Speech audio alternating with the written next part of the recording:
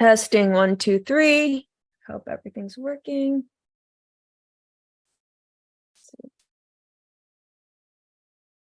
I'm going to go ahead and share this on the Facebook. Testing 1, 2, 3. Hope everything's working. And we'll check One Great Work Network. There, we'll wait to see if I'm there yet.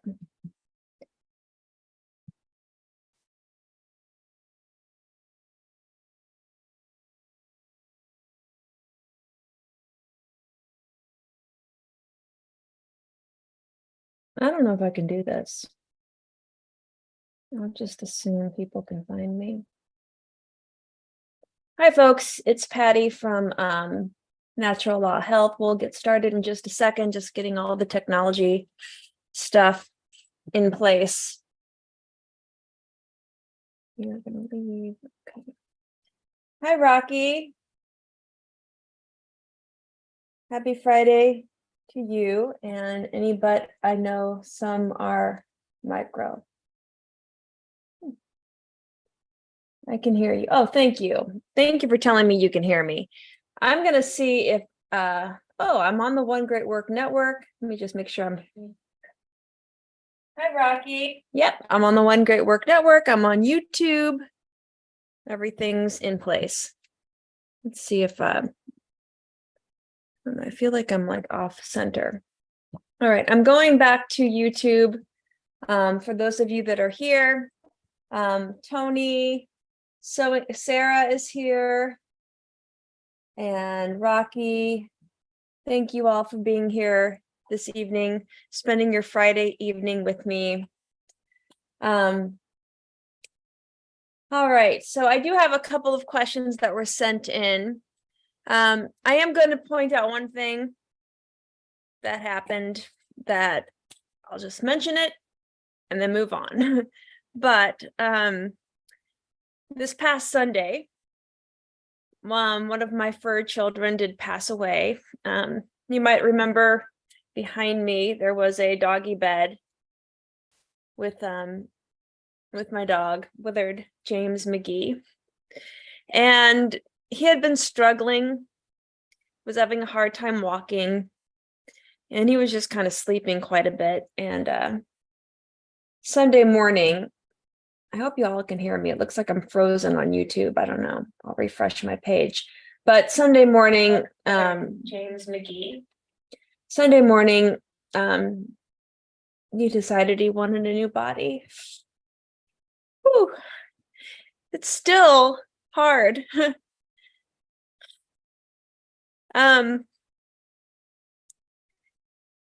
Yeah, he lived with me for 17 and a half years. That was a long time to live with someone. And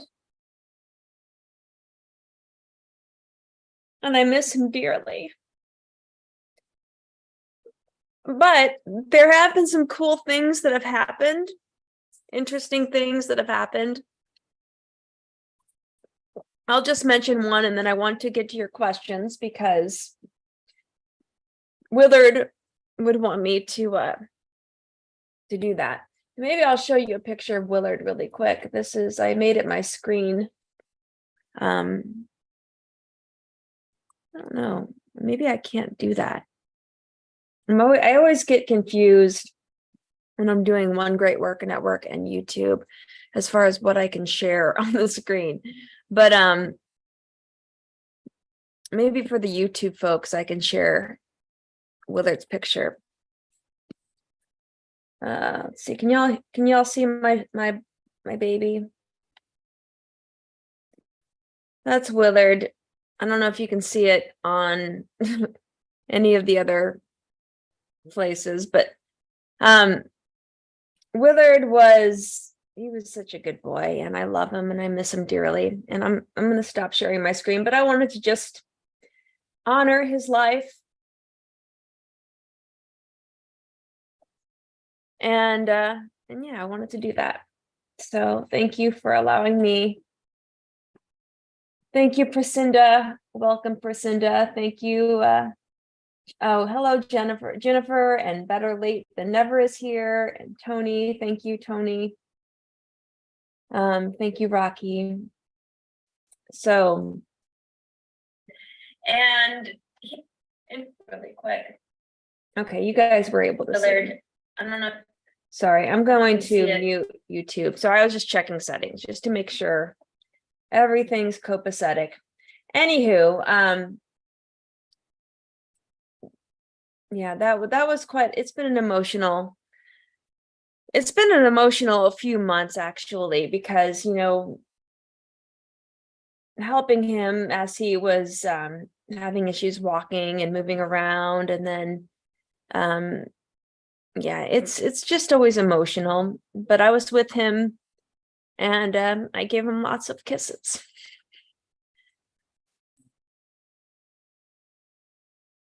But I know he was with me, and I'll share one story that was kind of cool. I think this happened on Monday. I think it happened on Tuesday, actually. When did trash go out? Trash went out on Monday, so it must have happened on Monday, I think. Yeah. So they picked up trash Monday morning. And later in the afternoon, I was going out to pick up my trash can, and as I was walking down my driveway, this like bug hit me in the head. And I'm like, what the heck was that? And then I noticed a butterfly was flying around. I'm like, that's interesting. And then I grabbed the trash can and I'm rolling it back to my house, and the butterfly landed on the trash can and just sat there and stared at me while I was rolling the trash can back to where I place it. And I just kind of felt Willard's presence. And I kind of feel that way about butterflies. I kind of feel like, you know, butterflies, you know, they come from, I don't know, they're like magical little flying creatures. And I feel like they're spirits. And I feel like it might have been easy for Willard to kind of fly around in that little butterfly body while he's, you know, free and having just a joy wherever he might be. So anywho, yeah, so, and I'm glad Better Late Than Never is here. And I'm glad you're in the chat. So thank you for being here. And now you can ask questions. That's great. Rocky writes, butterflies remind me of my mom. That's so sweet. And I saw another butterfly in the backyard earlier today, and it just made me feel like Willard was around. Jacinda writes, Willard's passing, he was a very blessed soul. You're an amazing animal mom. Thank you so much. Hi, Stephanie. Welcome, Stephanie. And all right, so anywho, today I'm taking your questions, and like I said, I had a couple that were sent in. One was sent in through, I think, Facebook, and the other one with was messaged to me. Was it like somebody put it on a Facebook post? So I'm going to pull both of those up if I can pull them up. And I'll go to the one that was the first one that was sent to me. I'll just go in the order that they were received, and then I'll get to the ones that are typed into the chat box. So 2 questions, and this is from Gary. He writes, there's a parasitical fungus named cordyceps.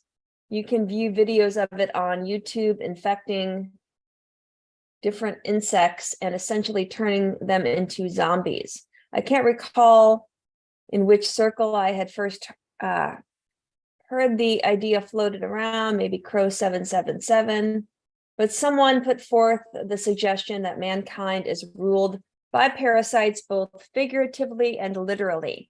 And I have long come to realize the bureaucratic caste are parasitical upon the rest of the population. But the idea of a fungus or other parasite could be the real hidden hand. Intrigued me. Thoughts? You know, I have heard of those things. And there's like, yeah, I've seen a YouTube video of like these parasites controlling, like maybe it was ants, and having them do something for this organism. Like it basically controlled their brain. I don't know about the ant brain. I'm not an ant specialist, but it controlled these animals. And I think it's quite interesting. Fungus are interesting organisms in general. Just how they grow and, how they're just in a whole different category of life that is quite different than plants and animals. So yes, I have heard of that. And, we use the term parasite, to describe a relationship between beings. So a parasite is someone or something that is feeding off something else and benefiting from that something else, while that something else is being deteriorated or is not benefiting from that relationship. You also have, commensalism and then symbiosis, which are, in symbiosis is a win-win. Like our gut bacteria that live in our gastrointestinal tract. That's a symbiotic relationship because, they benefit from having a nice cozy place to live, and, they feed off a lot of our undigested carbohydrates. We benefit from them because they produce certain vitamins for us, like certain B vitamins and vitamin K. They also prevent pathogenic organisms from taking up residence, which is why a lot of times after people are taking broad spectrum antibiotics and they wipe out their healthy gut bacteria, they might pick up, a pathogenic organism that is causing them gastrointestinal distress. So that's why a lot of people get sick after antibiotics or while on antibiotics. And and that was something we talked about in the A&P class recently. I was talking about the appendix. And the appendix is a lymphatic organ, or it's a lymphatic tissue in the body. But it's also a place where our gut bacteria reside. And if somebody is on broad spectrum antibiotics, if they have an appendix, the appendix can, reestablish the healthy gut microbiome if it was wiped out. But if you don't have an appendix and you were put on broad spectrum antibiotics, you're kind of like screwed, right? So that's not good. It's always good to keep our organs. I don't think there are any unessential organs or tissues in the body. I think they're all there for a reason. The tonsils, the appendix, the gallbladder, the spleen, they all have an important role in our bodies. But yeah, to get to your question about the parasites, I agree. I think it's intriguing. I think I have seen a video about that with the insects and controlling them. Sometimes I wonder if, I would never really think this, but, sometimes I wonder if like my cat can control me, because he can really make me do things sometimes. And I've heard that about cats. But my cat is very sweet. He was about the same age. He's about 18 right now, and he was very close to Willard. So I'm respecting his loss as well, because they grew up together. They spent their whole lives together. All right. He had one more question. How long can one really feast on one item like fruit? Would an apple, for example, provide all of the essential nutrients that the body requires? Well, people can go on extended. I'm going to turn off my phone for a second because it was making some noises. But people can go on extended cleanses on just one fruit. Like 40 days of grapes. People have done that. And maybe even longer than that. But yeah, you can go an extended time on almost any fruit.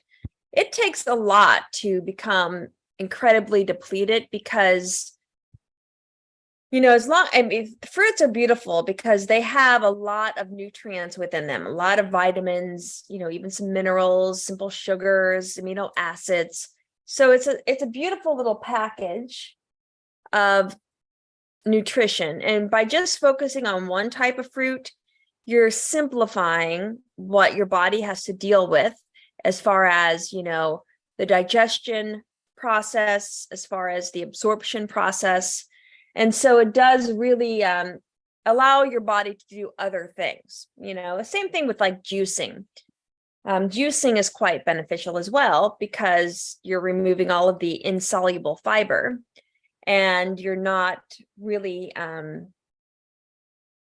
you're not giving your body a lot to do. So it's giving your body a break, a much needed break, so it can focus on other things at hand. And that ability to free up that very high energy requiring process of digestion frees up the energy to do other things, which includes detoxification, healing, regeneration. So it is quite beneficial. And I usually tell people, when we're detoxifying, if you're just doing one fruit at a time, or just doing a prolonged experience with one fruit, go within and listen to the body, because fasting, the like word fasting, which I was reading this in some book, it's kind of derived from the Latin word meaning to abstain from, but what you're abstaining from is giving you freedom to do other things. And I'm kind of butchering this, the Latin definition of this, but it is giving your body a chance to really do some deep work. And what I would recommend is to go within and to, do a lot of journaling, because one thing that I think is really important, and I've been putting this program together for quite a while, and I'm going to launch it pretty soon. I mean, it is kind of ready to be launched, but not really. But I'm building this like 3-month-long group program where people can join and do the deep work. It's not just physical healing. It's going to be physical, emotional, mental, and even spiritual healing.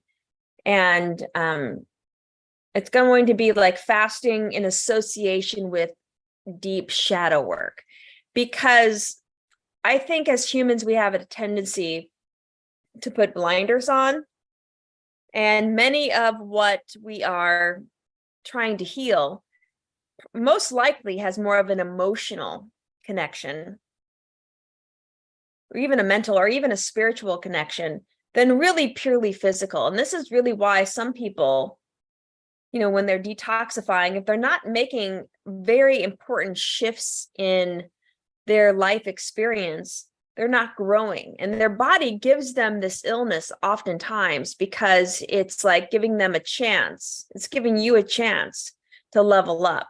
It's giving you a chance to say, hey, I'm going to sit with this, and I'm going to go within, and I'm going to see, what is it, as I'm releasing, as I'm detoxifying, what is it that I need to shift in my body? What do I need to release from my body emotionally? What do I need to let go of? What do I need to change? So a lot of people, when they go on a detox program, they make radical life changes. I know when I first really started cleansing in my 30s, a lot of things shifted in my life. I got out of a 12-year relationship, and that wasn't a bad relationship, but he was not making the same changes I was making. And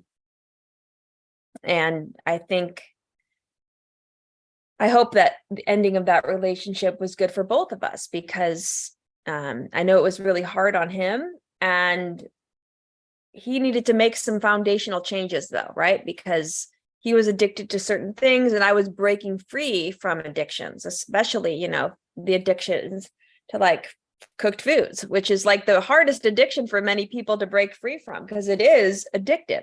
Processed food ingredients are very addictive. So anyway, I wanted to just point that out, because that's the healing I think many of us need.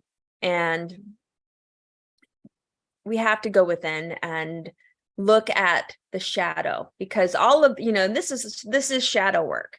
I think the detoxification is the ultimate shadow work, because you are, first of all, taking control of your own health. It's not like you're just going to the doctor and say, okay, will you give me some pills that I can pop to suppress these symptoms, or, put something poisonous in my body to kill everything so that something is completely eradicated, even though it's probably going to kill a lot of other cellular structures in my body as well. No, you're doing it yourself. You are, through your own choices you're making.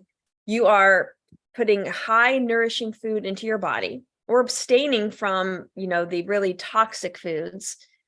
And hopefully you're picking up some spiritual practices as well. So I won't go down that too, because I notice there's a lot of questions in the chat box.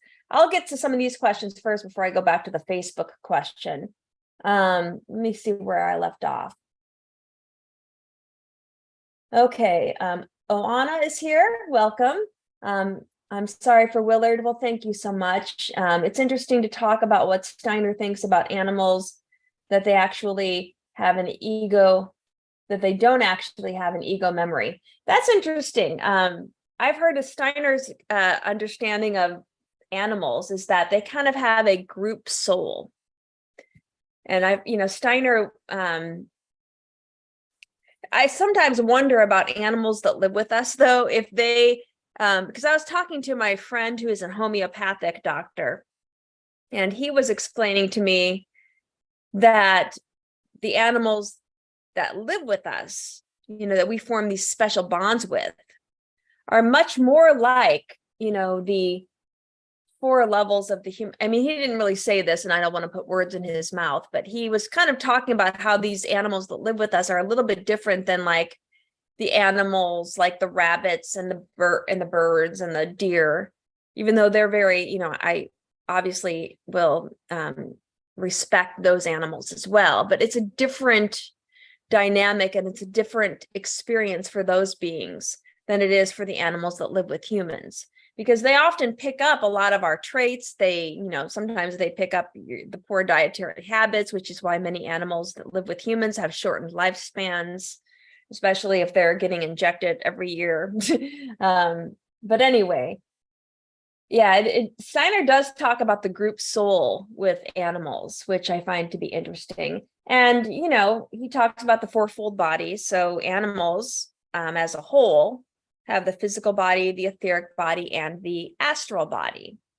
But Steiner does reserve the highest level, the ego ontological level. I mean, he uses the word ego differently than we do, as being something reserved for humans. But I wonder, with the profound relationships we have, these connections we have with our animals that live with us, that share their lives with us, I do believe they're all here for reasons to, open up our hearts and to help us, become more aware as human beings. Anyway, I like that description, Oana, about them not having an ego memory. Dogs and cats, I don't know, maybe cats have egos, but dogs don't really have an ego. They seem to be very in the moment. Better late than never writes, I'm taking Mark Passio's How to Become the True Media seminar this year. That is awesome. I need to take that. I wanted to take it this summer. I wanted to take it last summer. I've been so incredibly busy, and I'm going to take it next summer, because obviously my technology skills are not so great. Priscinda writes, I agree. All the parts of our body are essential. Yes. Christina Kane writes, hi, Patty. I have a question about acid ash foods and metabolic wastes. What makes a food leave behind an acidic waste? Is it the protein content? But then why are things like breads acid forming?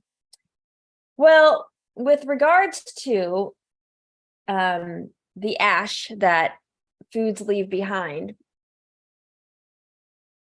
that's something, like, for those of you that aren't aware with this kind of theory of how foods affect us internally, like they say lemons are acidic because they contain, the citric acids, but they have an alkaline effect in our body. So they're more alkaline as far as their ash is concerned. I don't know what specifically would cause, if it's the protein content or if it's the, after it is metabolized, what waste products are produced. Because I believe a lot of these waste products are acids. Like if you look at cellular respiration, like at the Krebs cycle, for instance, all of the intermediates, most of the intermediates are acids.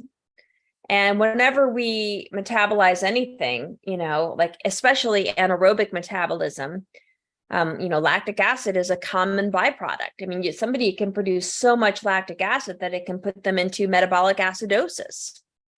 When we process alcohol, that is converted into an acid. So all of these things we take in that are not so healthy for us, they tend to produce metabolites that are acid forming. So I think that could be part of it, but I'm not too much of an expert on that theory. It could be something else. Christina writes also, what's the difference between digestive waste, like the ash Dr. Morse talks about, and cellular waste, and how do each take place? Well, digestive waste products are formed in the digestive tract. So when those foods that we eat that aren't absorbed, anything left behind that we end up defecating or pooping out in the toilet, that's a digestive waste product. The cellular wastes are those products that were broken down in the digestive tract and absorbed into our bodily fluids, either into the blood or the lymph, and then sent to the cells. They get catabolized for energy. So something happens with those nutrients. The cell uses them. And a lot of times in those metabolic processes, waste products are released. And then, they have to be sent to the kidneys in order to be eliminated from the body. So that a lot of those wastes end in the urine. So internal waste products, cellular waste products, exit through the urine or the skin. If the kidneys are weak, the skin takes up more of the excretion, even the lungs, and some of the cellular waste can end up in the colon, especially when sent to the liver, and the liver can, spew it out into the gallbladder and then push it into the colon itself. So some of it doesn't end in the colon, but a lot of it is going to go through the kidneys. Hopefully that answers your question. Oana has a question. My question is about spirituality, my favorite questions. Although Dr. Morse is the expert in that topic, I learned from him, and I love his spiritual talks. I would really like to hear your thoughts about Dr. Morse's spirituality and his worlds of God's map, and Rudolf Steiner's anthroposophical work. I will say I probably know more of Steiner's work than Dr. Morse's work, sad to say, even though I love Dr. Morse.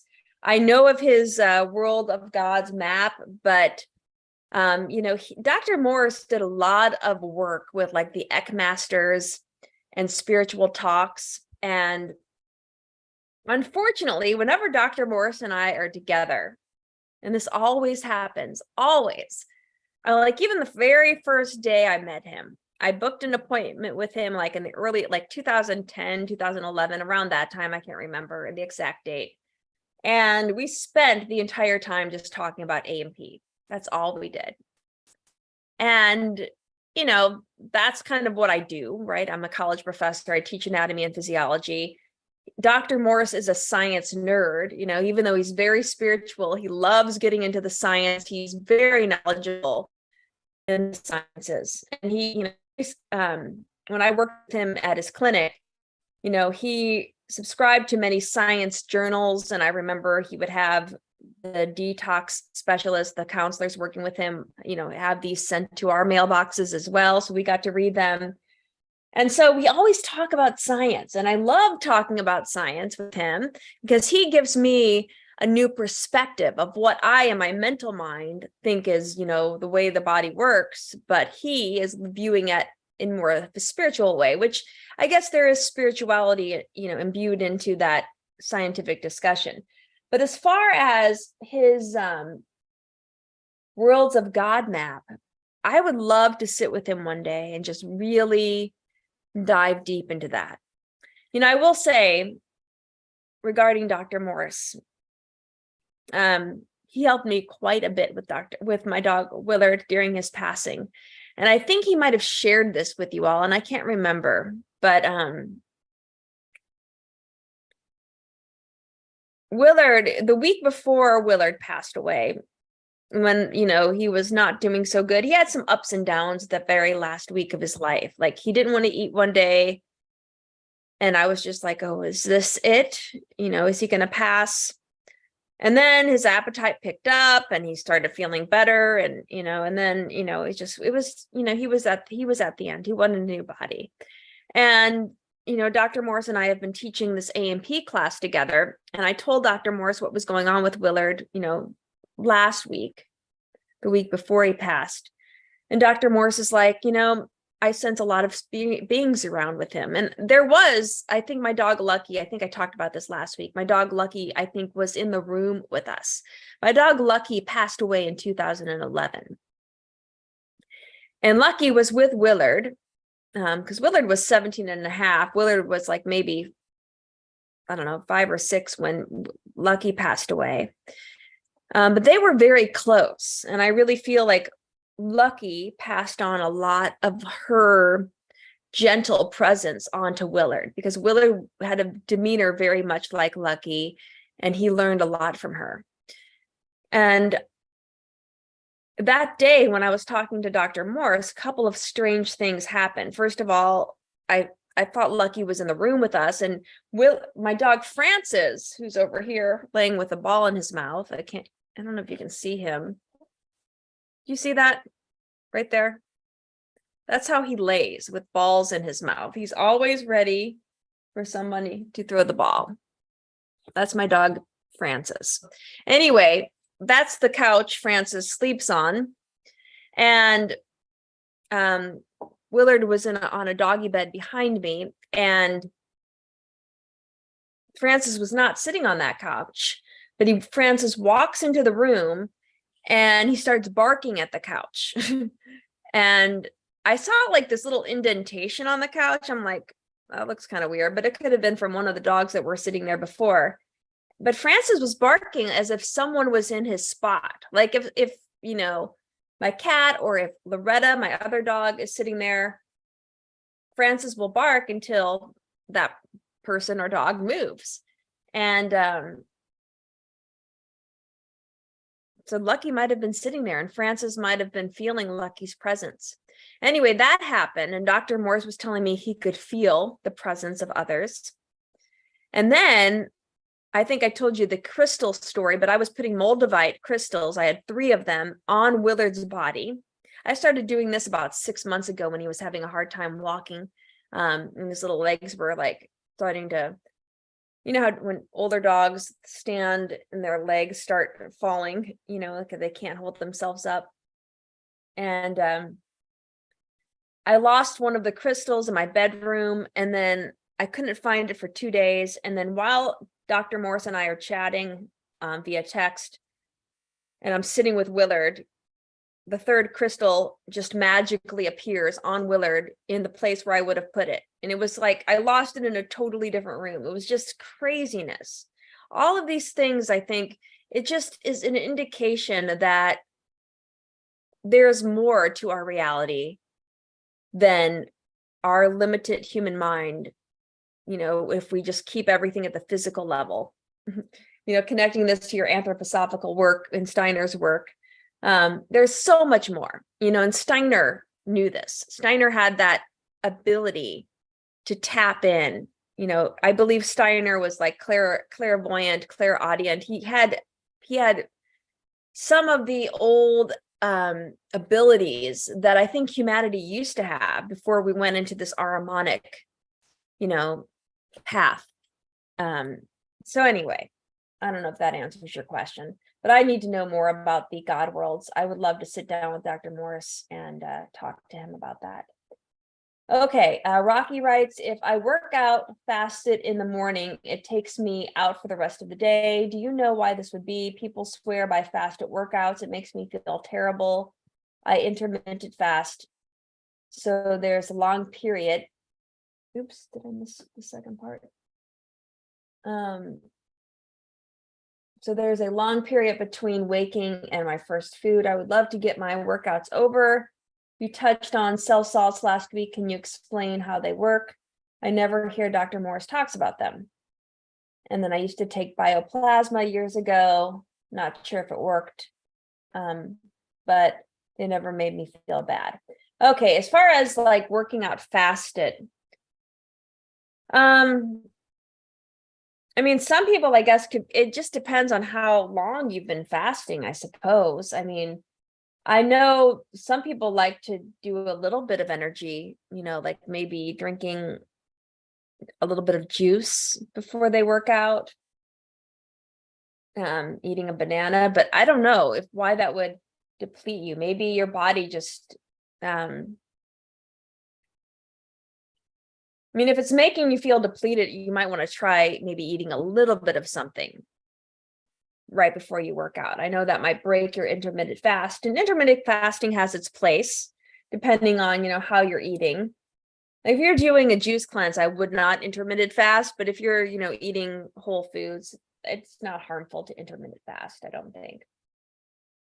As far as but if you're trying to get through a workout and you want the energy to do that workout, have a little bit of energy, but keep in mind what you're doing the workout for. I mean, if you're trying to detoxify, heavy duty workouts add more acid to your body, right? So sometimes it's better to do lighter workouts. So if you're fasting, perhaps doing exercises that are gentler, like yoga or stretching exercises or Tai Chi, those might be better workouts for you. But, I'm not a fitness expert, so I don't know really if that's good advice or not. And then as far as the cell salts, Dr. Morse has talked about cell salts. And I think when it comes to the world of homeopathy, cell salts, which really aren't, I mean, they're kind of in the homeopathic category, being that they're potenized and they're diluted. And you can succuss them to energize them if you put them in water. But other than that, they're different because cell salts, they address deficiencies, whereas homeopathic remedies, in which they're classically prescribed, they just deal with symptoms. Dr. Morse isn't a big fan of homeopathy for that reason, because it's kind of like using it allopathically, even though homeopaths are homeopaths are the people that came up with the word allopathy. So allopathic comes from homeopathy.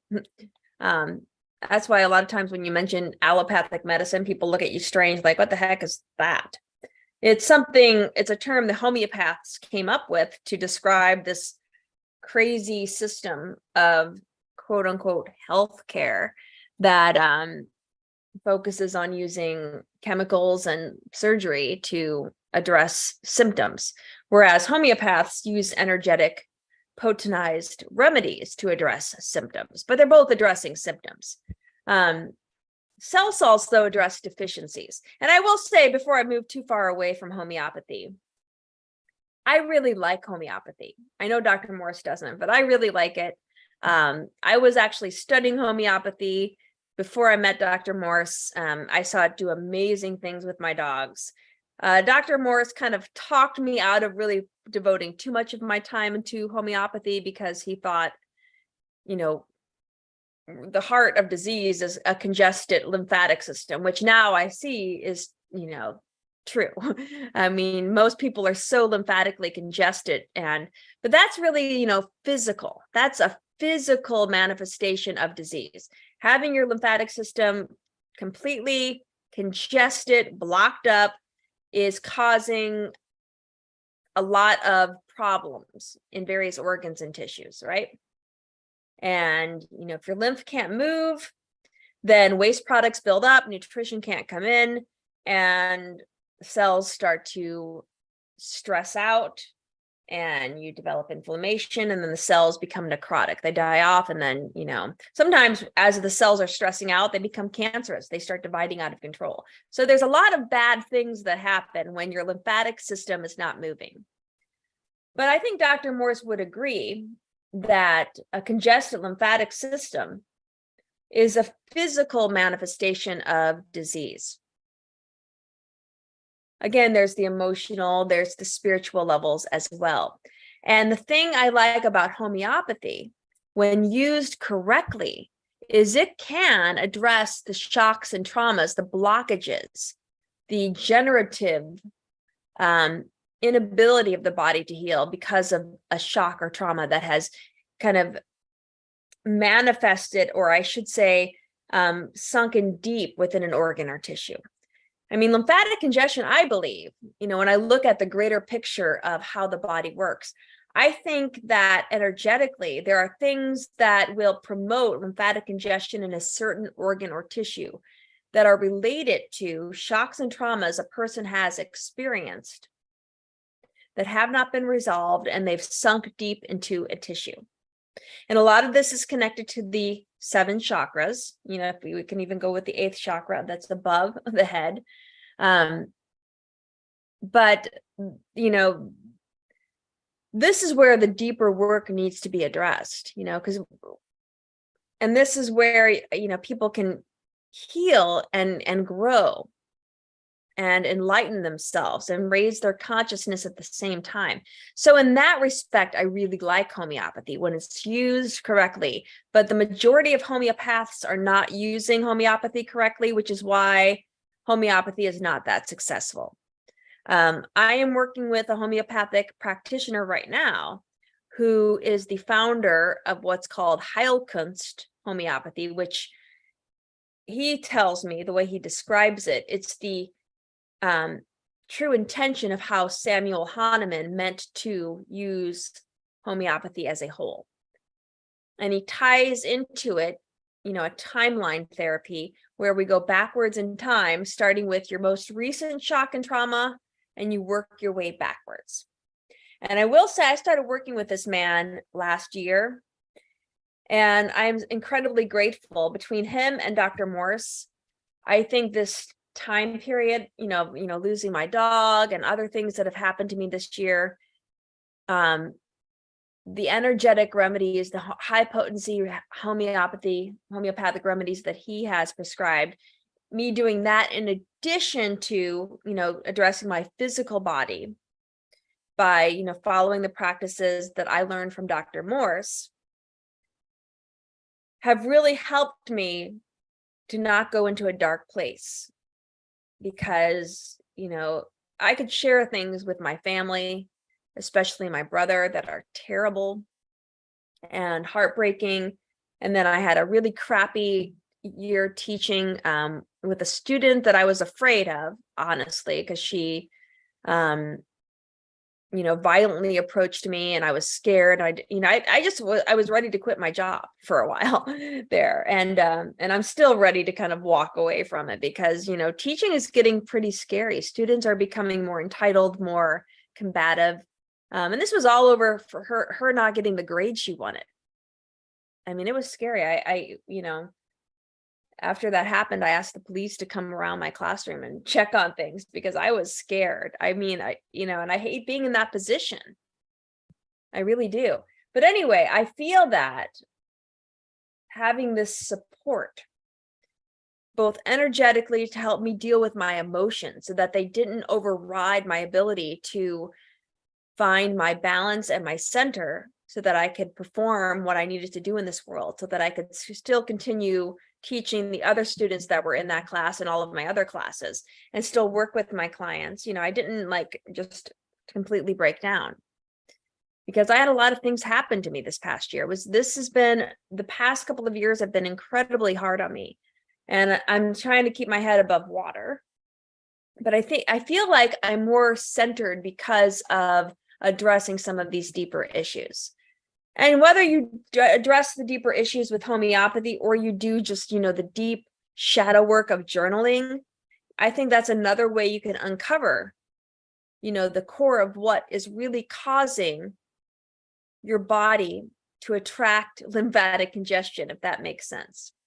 Because lymphatic congestion is there. And I think even if you don't address, the core energetic problem, the emotional problem, the mental or the spiritual problem, you can still make a lot of headway just doing the physical work, just doing, a cleansing diet, which is why Dr. Morse always comes back to the basics.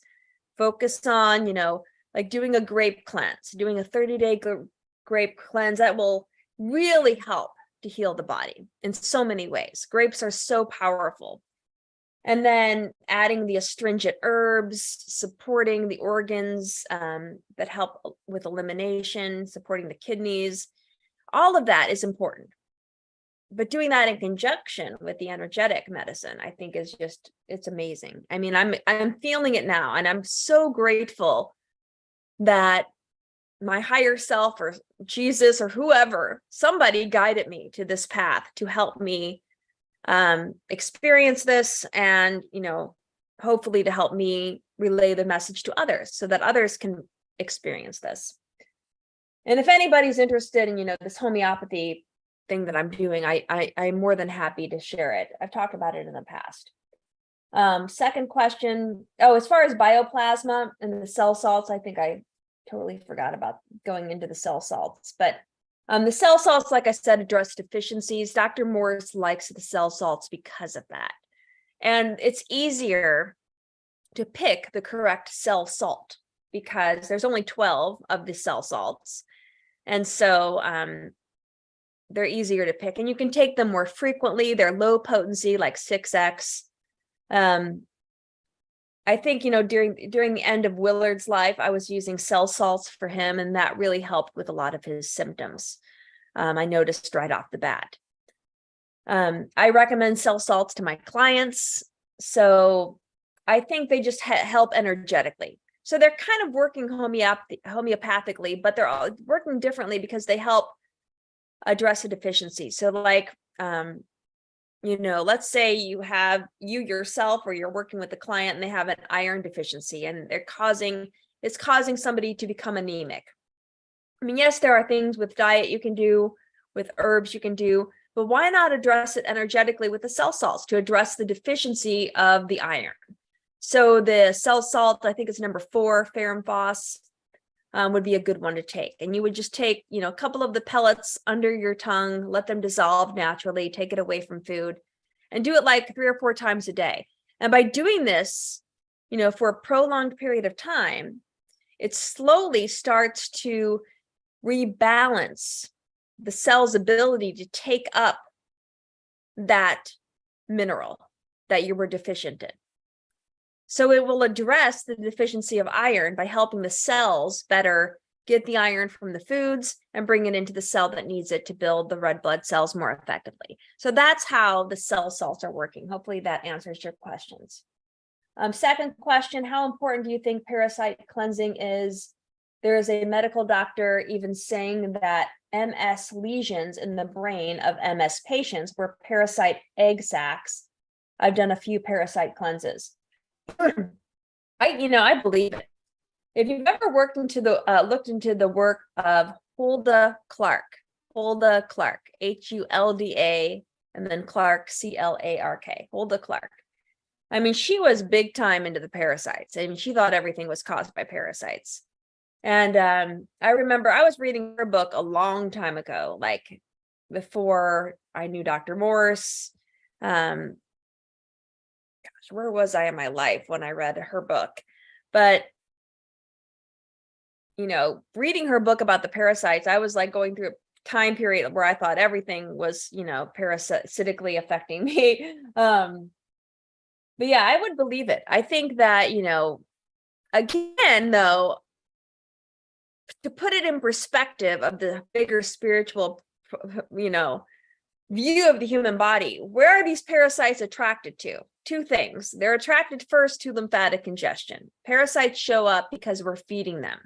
So when we're not cleansing the tissues and organs, sometimes we need helpers to come in, you know, bacteria, maybe larger parasites.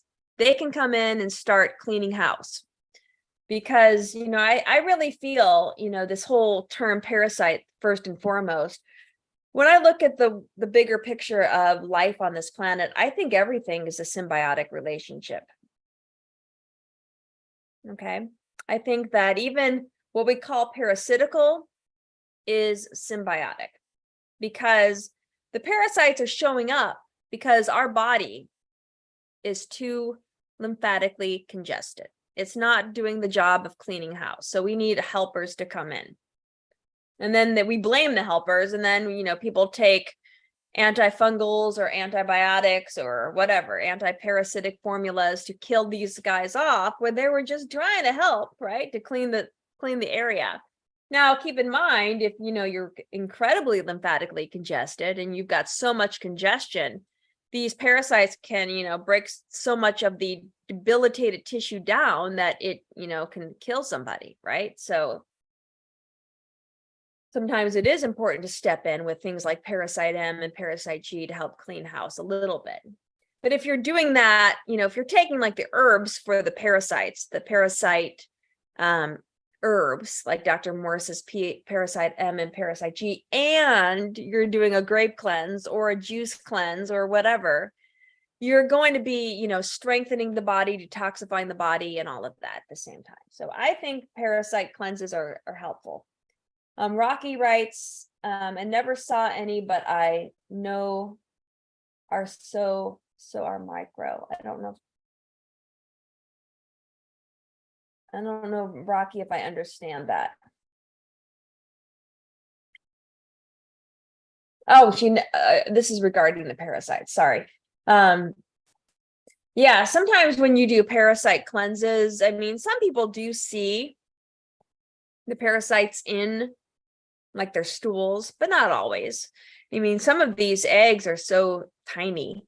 The Bach flowers, which are also kind of in that homeopathy family.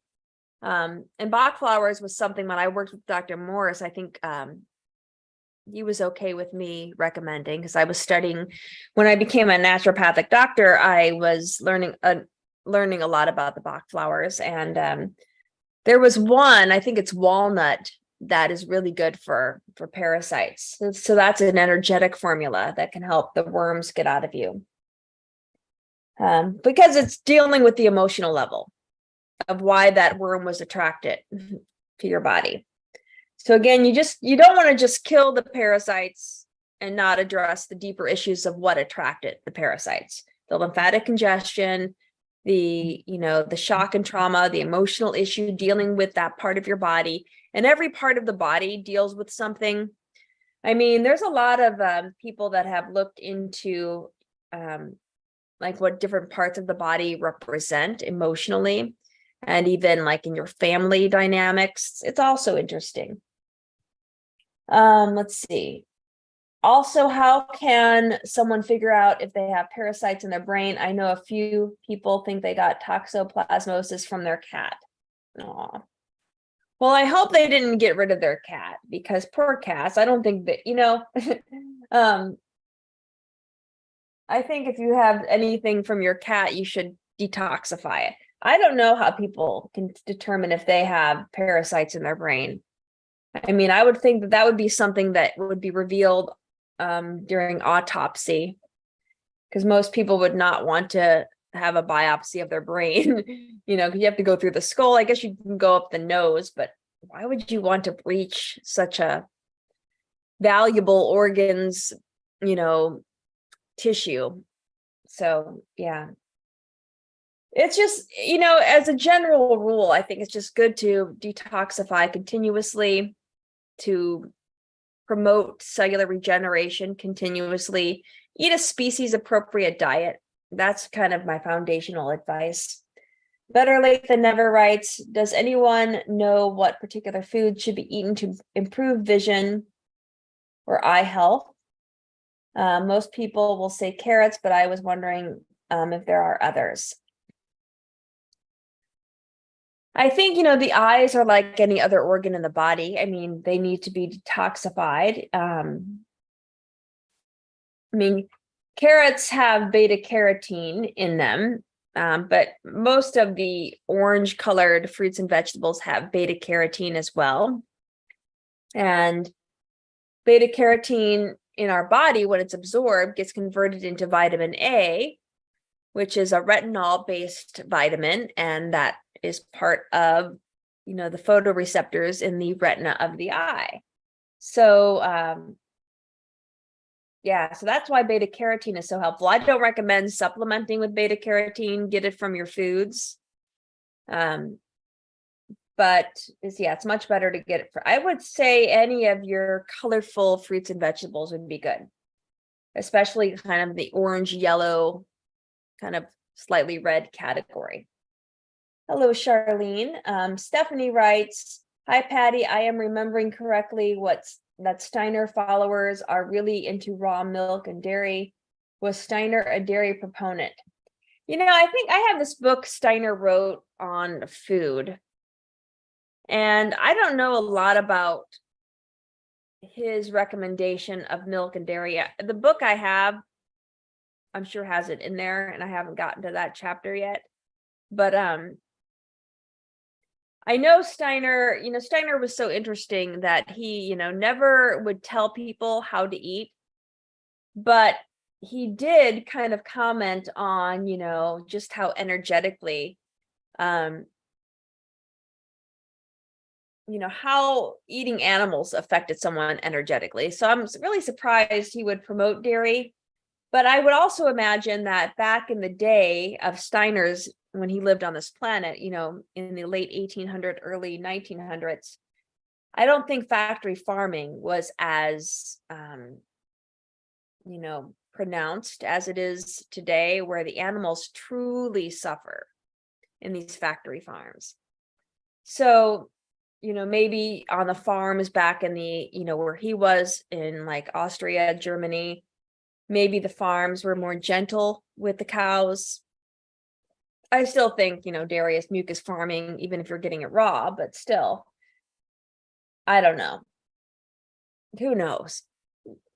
That's one I can't answer, Stephanie, but good point. I don't know if I have the hiccups. I don't know if he was a dairy proponent.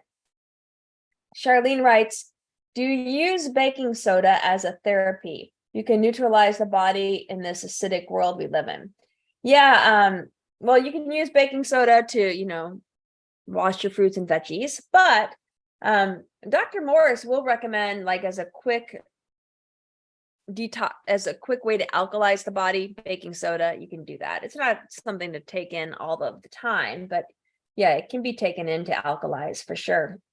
Better late than never writes, I think you said you had only water for 3 weeks. The longest I've gone was 48 hours with water and moringa powder. Yeah, I did a water fast for 26 days back in 1998. So 26 days was my water fast. And that's when I was interning with Dr. Joel Furman. And I was just interested in, I was really, when I was in medical school at that time, I was really becoming disenchanted with medicine. And I went to an osteopathic medical school thinking it was a little bit more holistic, but it was not. My first year of medical school, they gave all first year students these huge books on drugs. I still have the books in my basement. It's like, why am I getting these books of drugs from the AMA? And then I realized, oh, the AMA, their job is to sell drugs. They work for big pharma, and I don't want to get kicked off YouTube, so I'll leave it at that. But yeah, so I was noticing those kind of things in med school, and I'm like, and also other things going on in medical school. I just wanted out, and so I found Dr. Furman, and I wanted to find another way to help people heal. And he introduced me to natural hygiene, which opened the door to raw foods, which helped me find Dr. Morse. So, everything, doors open for you. And when you walk through that door through your own free will, you're encountering new experiences that help you grow as a person, right? And I think the same thing with illnesses, right? We become ill, we become lymphatically congested, or we have genetic weaknesses that are there to teach us something. So if you have a genetic weakness, if you were born with certain genetic weaknesses, I think it's good to look at, why is this weakness here? Why is this disorder here? Because by going within, many people have found new passions in life. And it is to help them either to reverse that genetic weakness or to live with it in a way that has allowed their soul to ascend or to become more conscious. Mark Cooper Art writes, I used to be a bodybuilder and you don't want to work out fasted. You will lose more weight if you carb load once a week. If you lift weights, then stop worrying about calories and you do supersets. If you lift weights, then stop. Yeah, Mark Cooper, I like it. I like that advice. I think it is good to do a little bit of, sometimes, it depends on what kind of workout. I'm not working out as much as I should be, but it never hurts to eat something, a little something like a banana, half a banana, maybe a couple of dates. Jennifer writes, and doing all fruit diet helps restore one's body. Well, an all fruit diet will definitely help you cleanse and detoxify. Doing 100% fruit for like 10 years, I think some people have done it that long. I think though, it's good to get a couple of greens in, maybe some nuts and seeds. So a variety is what I typically recommend. But prolonged periods, even in, people have juiced for a year. People have, I think I mentioned Sarah Erica in a previous video. She did juicing for 366 days because it was a leap year, mostly fruit juices. And she not only survived, she didn't die, but she healed herself from a very debilitating disease. So these will help cleanse the body of the congestion so that the body can rebuild more effectively. And so after you cleanse, then there is, the rebuilding phase. And I think, adding more greens in, but sticking with foods that are not going to get you back to where you were in the first place. So you don't want to just be like, oh, I healed myself, go back to the same old diet. After healing yourself, find a maintenance diet, something that is allowing you to take in the nutrition that you need for your body to function the best. Rocky writes, thanks, Mark. I don't count calories. I've been trying to do more weights. I mostly do body weights, Pilates. Pilates is good. Rocky writes, I'm eating raw till 4 diet. Every time I eat clean plant-based food, plant-based cooked foods, I cough mucus. No gunk is coming out, but I have a gross cough. It's crazy. I just feel more satiated with some cooked. So even when I eat plant-based cooked, I cough mucus.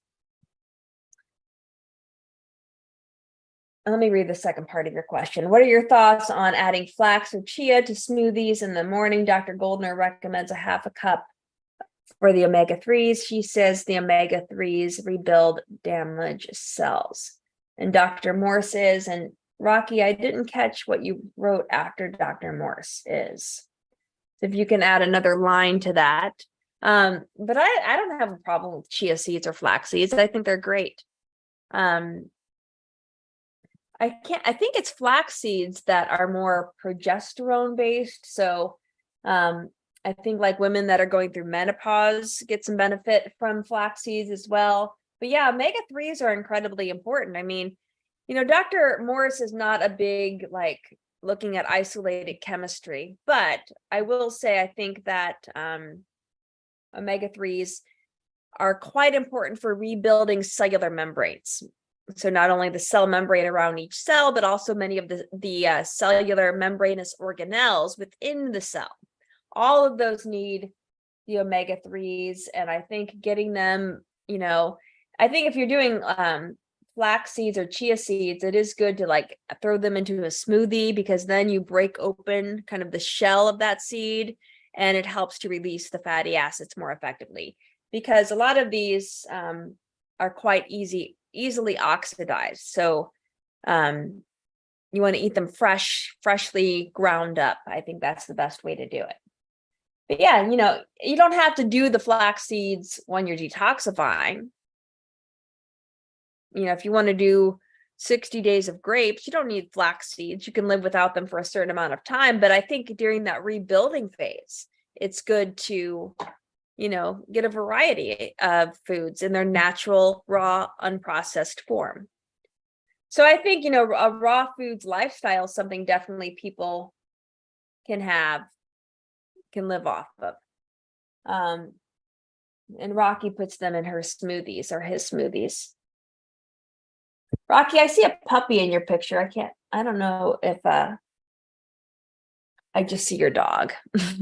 All right, it's about 7:05 and I'm going to call it let me see if my producer got a hold of me. Sometimes he can only stay till 7. But anyway, I'm going to call it a night. I will be back next week, same time. Thank you all for being here this evening, and I will see you all next Friday. Bye.